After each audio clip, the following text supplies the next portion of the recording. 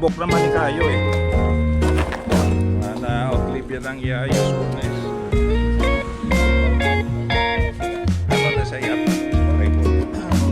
Tapos may frame siya nga naon. Yung mga lansa pa si mapilas kita ikot mo.